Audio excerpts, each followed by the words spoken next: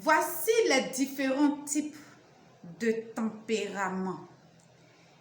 Il y a le sanguin, il y a le colérique, il y a le flegmatique et puis il y a le mélancolique.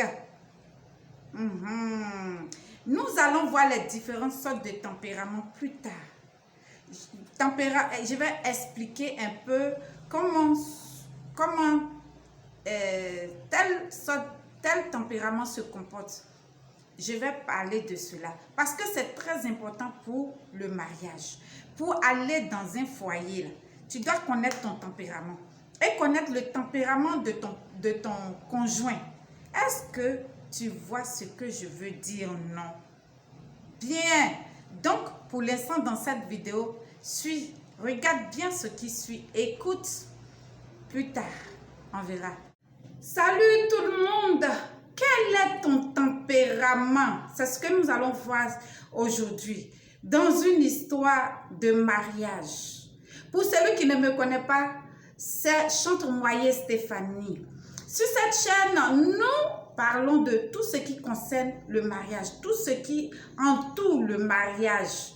On parle des célibataires, des gens qui vivent en concubinage et puis des gradés, les VIP, c'est-à-dire les mariés. On parle même de divorce sur cette chaîne. Ok, qu'est-ce que nous avons besoin de conseils ici?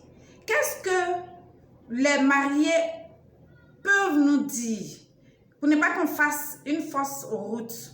Et qu'est-ce que les mariés doivent faire pour ne pas aller au divorce? C'est de cela qu'il s'agit sur cette chaîne, ok?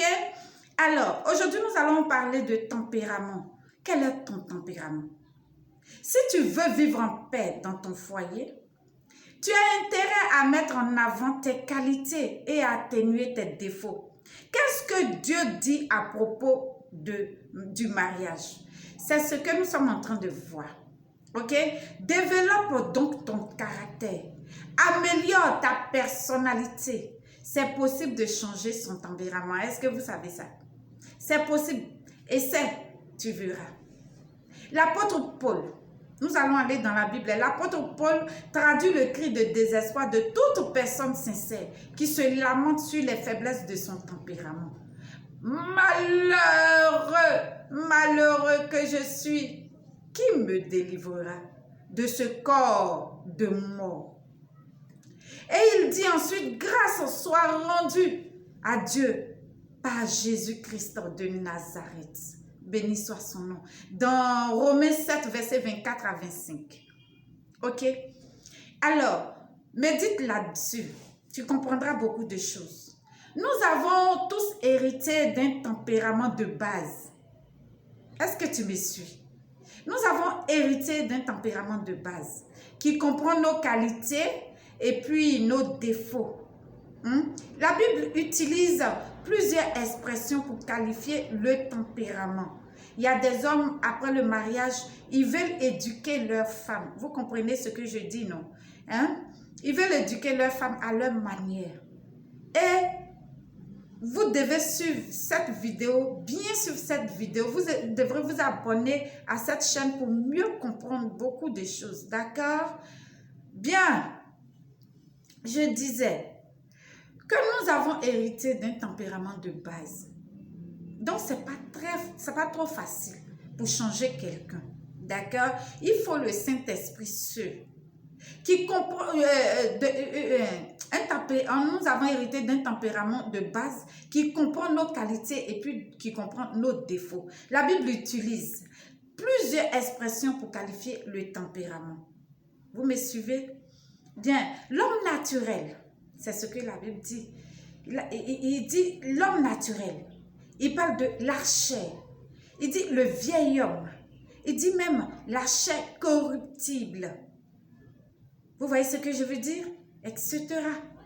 Il est l'impulsion fondamentale de notre être qui cherche à satisfaire nos besoins. Est-ce que vous me suivez? Suivez-moi bien. C'est important pour tout le monde. C'est important pour les célibataires. C'est important pour ceux qui vivent en couple. Et puis, c'est important, ceux qui vivent en concubinage.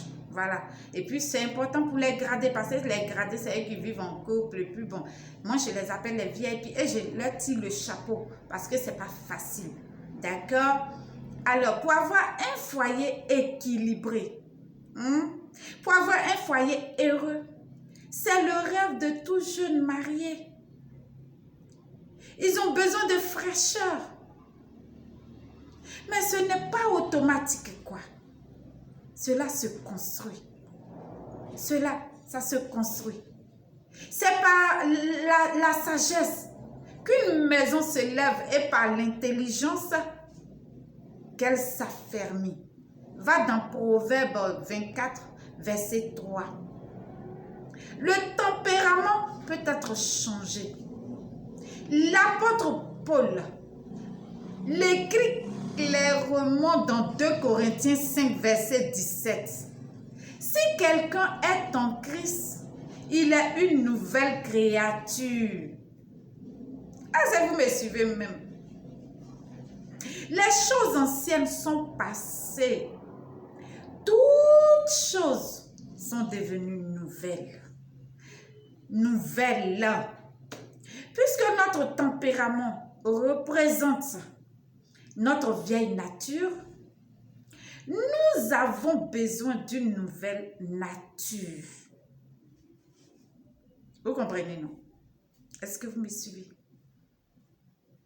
Cette nouvelle nature est transmise à l'homme lorsqu'il reçoit Jésus-Christ dans sa vie. Je reprends. Cette nouvelle nature est transmise à l'homme lorsqu'il reçoit Jésus-Christ dans sa vie. Lorsque tu dis Jésus, oui, je suis là. Je veux faire de toi mon sauveur personnel. Tu es en train d'avoir une nouvelle nature. Tu es en train de dire au Seigneur de rentrer dans ta vie et de posséder ta vie, de changer ton être. C'est de cela qu'il s'agit. Tu vois ce que je veux dire? Comment vous organisez votre foyer? Ayez des temps d'adoration en famille. Ayez des temps d'adoration en famille. Essayez par tous les moyens possibles de méditer la parole de Dieu qui est la Bible. Voilà ce que dit Jésus-Christ de Nazareth. Que Dieu nous aide. À plus tard dans une nouvelle vidéo.